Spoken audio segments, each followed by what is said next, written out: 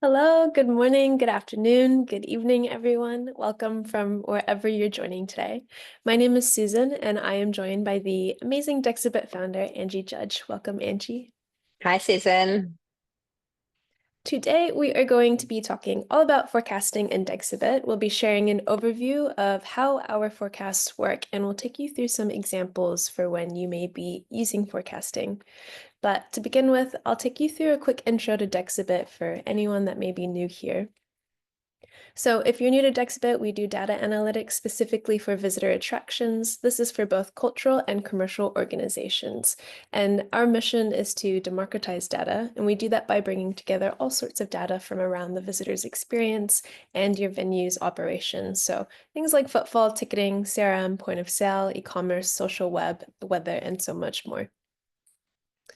I will share my screen now to show you what that looks like in the product. So this is Dexibit. It is software as a service. You can invite as many users as you'd like, and you can build dashboards, reports, insights, and forecast, which you can then turn into scheduled email reports at a click of a button. And in Dexibit, we have a huge library of visualizations. To add one to your dashboard, you can simply search for the key topic you're looking for and click Add to add it in. And this is an example dashboard, so you'll see lots of different data coming together in these visualizations to get everything from very high-level data right down to the very detailed data. So I'll hand it over to Angie now, and perhaps Angie could start us off with telling us a bit about how predictable visitation is in a visitor attraction. Thanks very much, Susan. The answer to that question really depends on the attraction. We find that different parts of the world, different sizes and volume of visitation, and different elements or segments of the market respond differently in terms of how predictable they are.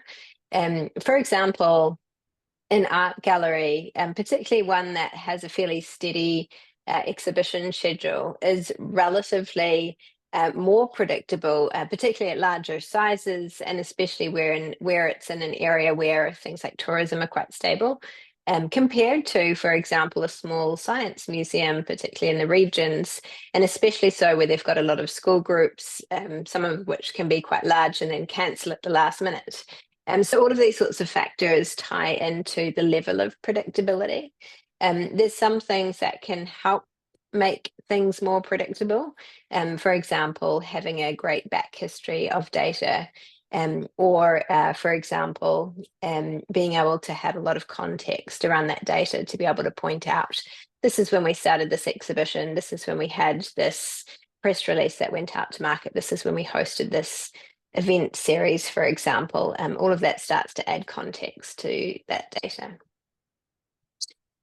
So I might dive in then and take you through what forecasting looks like in Dexibit.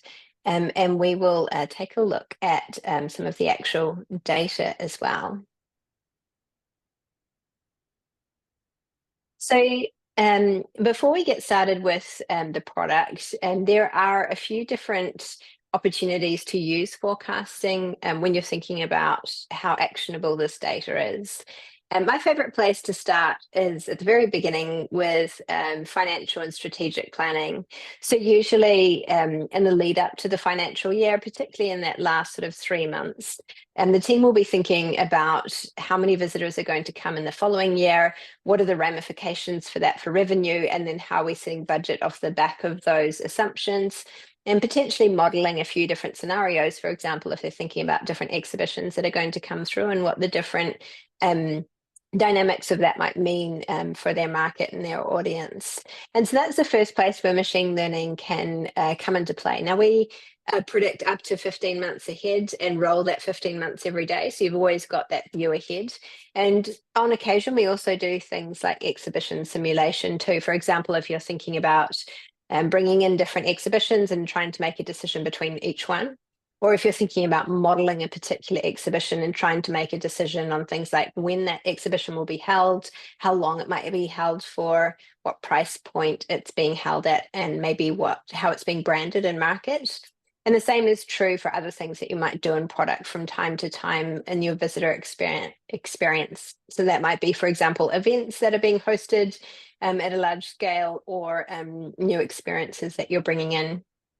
So starting with financial and strategic planning, and that's a great place to start using machine learning, because otherwise you need to do that manually, which means spreadsheets and sort of going through and saying, well, spring break was here last year and here the year before, but last year Easter was here, and the year before that the weather was really bad leading up to it. So all of these sorts of things can independently influence a visitor's likelihood to visit in our past and future performance.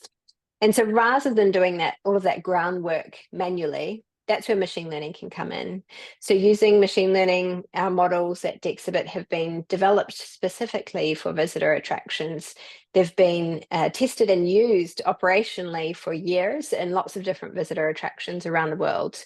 And we, of course, maintain and improve them all the time. So a great place to start to create that first draft of that financial or strategic plan, so that you don't have to then do that work manually.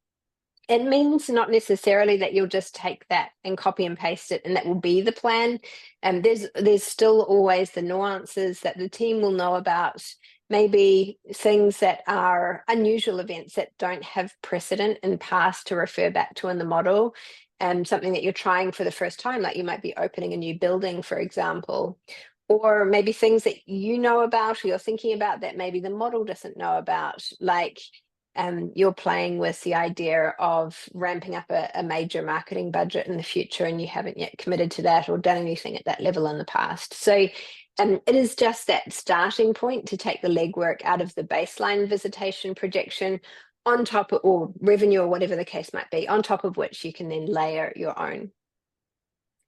The second use case is when you're sort of thinking about that financial performance and analysis, planning and analysis throughout the year. So for example, we come to the end of the quarter and we want to see, okay, so this was the goals or the plan that we set for the quarter, and we've got that commitment. That would be a separate data set that comes from your team when they've done their planning for the year and sort of committed to a plan, and we'll load in that data and have that we're tracking to. So we have our commit for the quarter, and then we have our actuals for the quarter, because we've of course been tracking our data all this time. And then we have our forecast of how, based on that, we are then tracking to complete the financial year, or how we're looking going into the second quarter. Because of course, through the year and even through the quarter, we're looking at reprojecting, making sure we're on track and sort of seeing where things are going to end up and whether we need to adjust any of the levers that are available to us to improve performance, like our marketing spend, for example, or whether we need to adjust any of our assumptions around how well visitation, revenue, other metrics are going to do, and adjust our plan, for example. So throughout that period, forecasting is really useful as part of that check-in process. And then lastly, for operational planning, it's great as well. So a couple of different spots. One is 3 months out from a time period that can be useful for staff rostering. 3 months, 90 days is about the level of time that you can make some decisions around hiring, temporary workforce, changing to working hours, for example. And then sort of when we get into the 2 to 3 weeks out is a time at which you can make changes to rostering, or a couple of days out to team briefings to say this is how many people we're expecting today. And with that operational planning, I would encourage everyone to share that information with third-party operators as well. So for example, if you've got a company that's running your shop or your cafe on site, it's a great opportunity to share some of these projections, whether that's at a strategic planning level or at an operational planning level, so that they can then build theirs off your base as well. So with that all in mind, this is what forecasting looks like in Dexibit. You'll have a bunch of forecast dashboards available to you that are built off our templates. You can, of course, create your own or mix in visualizations and data about forecasts into other dashboards, insights, and reports. And there is a visualization library of forecast-related visualizations that you can refer to as well. So just search for forecast in the library to grab those, or you can, of course, create your own visualizations raw if you prefer to do so, or mix in that data into anything else. So lots of different ways to get at forecasting information. And so interestingly, first off, we'll start with the models that we have. So we've actually got a couple of different models, and you can see here an event model, and we've also got a time-based model coming into play here as well. And these models are doing different things and have different pros and cons between them. So every time we do a forecast, we often have various models that we're referring to at the same time, so that we can sort of play off some of those trade-offs from a data science perspective. So the two that we're seeing here, the first is the time series model. And this is quite a classical prediction. So it's looking at, the high season versus the low season. Is it spring or is it winter? Is it the months of July or January? Is it a Monday or a Sunday? So it's looking at all of these sorts of time-based factors and making some rudimentary analysis on this. And this is maybe something that a lot of teams, whether they know it or not, might be sort of doing almost by hand in a spreadsheet. So that's a great one for longer term planning as a baseline. But of course, it doesn't tell you much about the specifics of the visitor attraction. And that's where the event-based model can be really, really handy. It can come into use what we call the almanac, so the calendar of what's on in and around the location, and use that data to be able to say this is when this public holiday is on, or the school term break is on, or we've got this exhibition starting here, or this event is on. And you can even feed in other third-party data that you can buy through Dexibit if you would like to get to that level, where you can say this is where the sports game is on, or this is where this concert is starting, and provide as much information as possible about what's happening in and around your location. So you'll see these models, and we can either plot them both at once and sort of split hairs, but we would suggest using the event-based model for more near-term things when we know more about what's on in and around the location, and the time-based model for more long-term things where we're more looking at sort of seasonal trends and things like that. And the models automatically sort of factor in things that are relevant to them and appropriate for the time periods that we're using to predict with them. The other thing we'd suggest, of course, is usually when we're getting to short-term, daily is a really great granularity to work with. Usually when you're looking at long-term, unless there's specific things like you're looking at scheduling a particular event on a given day, like you want to find a quiet day so that you can do a venue hire, those sorts of things we would suggest when you're doing longer term predictions to use more summarized data. So you might sort of at that point switch to a weekly or monthly prediction. So you can do all of that in that toolbox, choose which prediction you want, and then of course slice and dice and often group up your time series as well and choose what time period you're predicting for. So we suggest often looking at like the next 10 days, the next 30 days, the next 90 days, the year remaining, etc. And you can see some examples of those in my dashboard here. This is just one of our templates that's available. And so then it sort of comes into one of the things we often like is some transparency around what's happening behind the scenes with the forecast. And one of the first things that I like to think about is why has the forecast made the prediction that it has? And one of the great things that you get from machine learning, almost like a byproduct, is that it tells you how it came to that conclusion.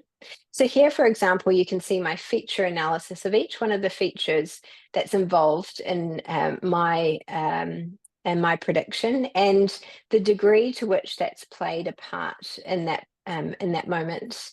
And this changes every day because, of course, today might be pouring with rain and it has a really big impact on visitation, whereas tomorrow it might only be a slight drizzle, and therefore it's not much of an impact at all, even though it's the same feature.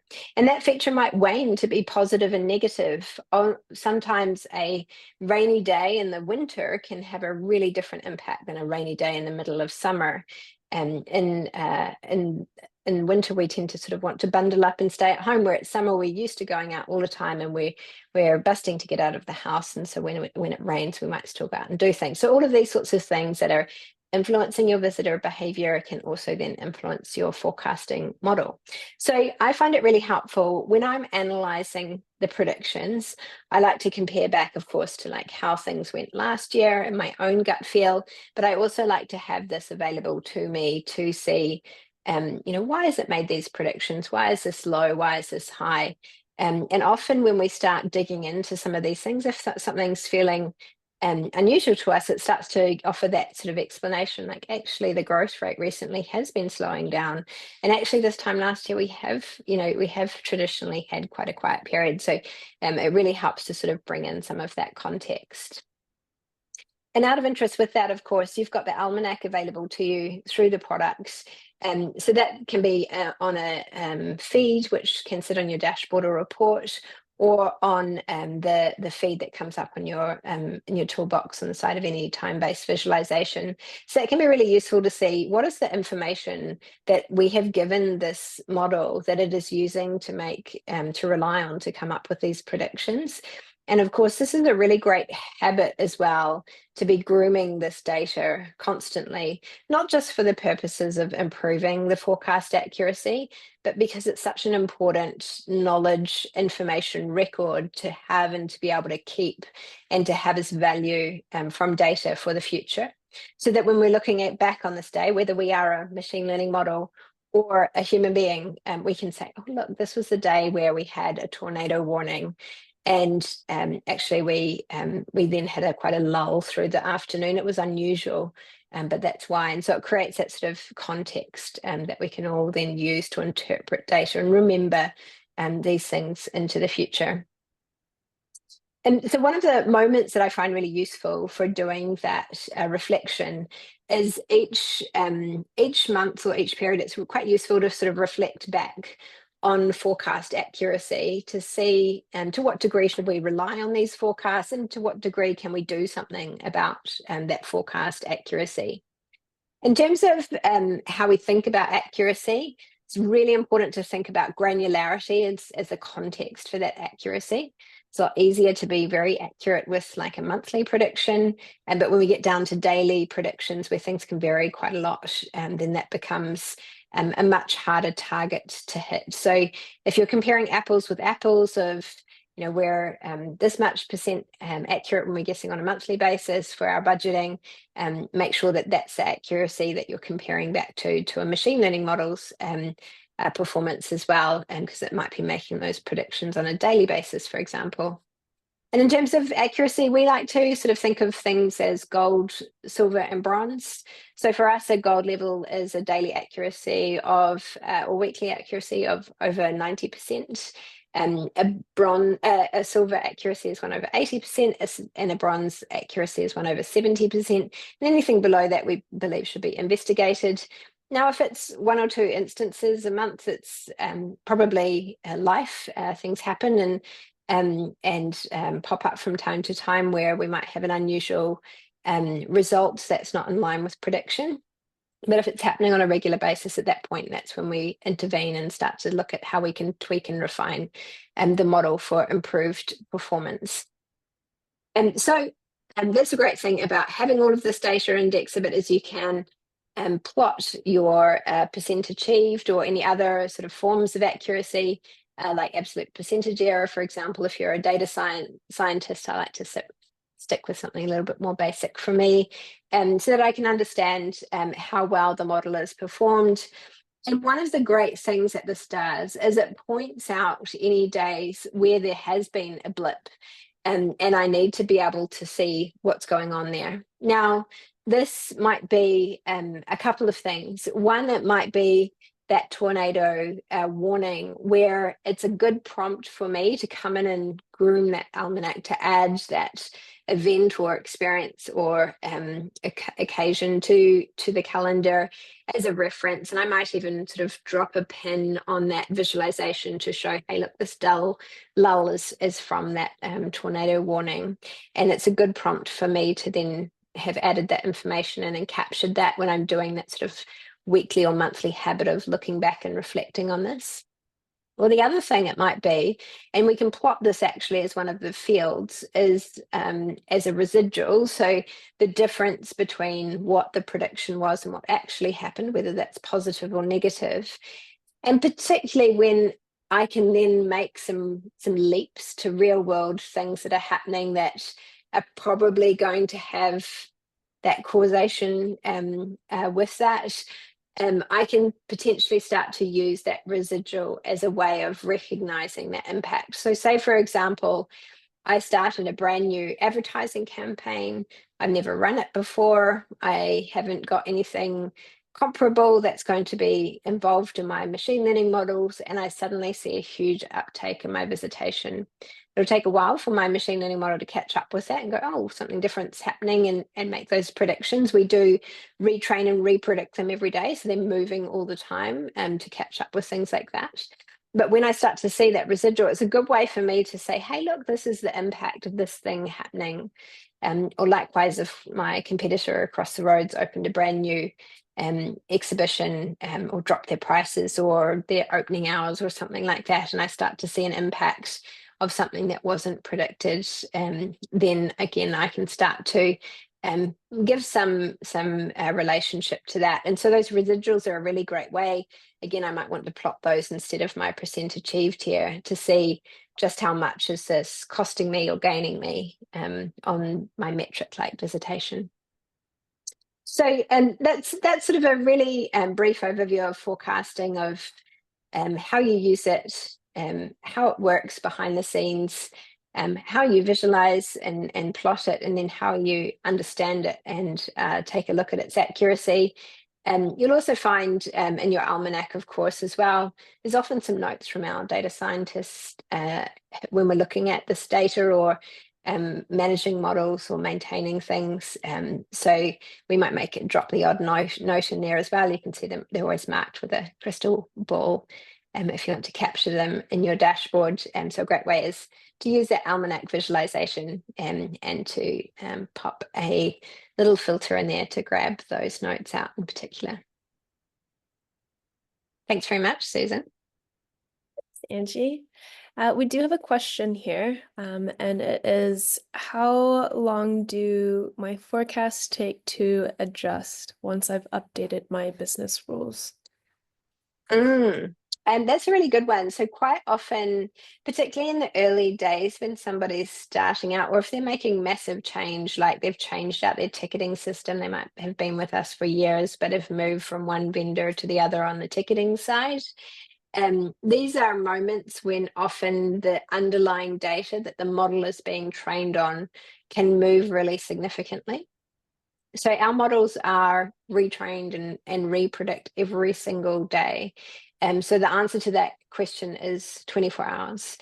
The thing that I would put as a note with that, though, is that when you're then looking back on the recent accuracy of the days leading up to that change, things might be severely off. So, for example, if you changed from one ticketing vendor to another, and then it took a couple of weeks to sort out your business rules to the point where you got confident in your visitation and achieve that data integrity acceptance. And in the meantime, that visitation was wrong.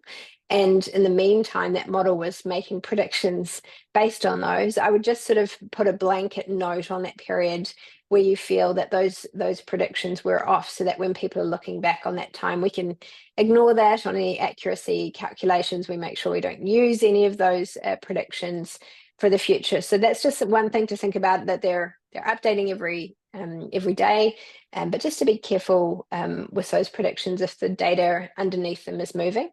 The alternative, of course, is if when you're onboarding or when you're going through some change like that, we can just switch forecasting off altogether until you get to that point of data integrity acceptance and then turn back on.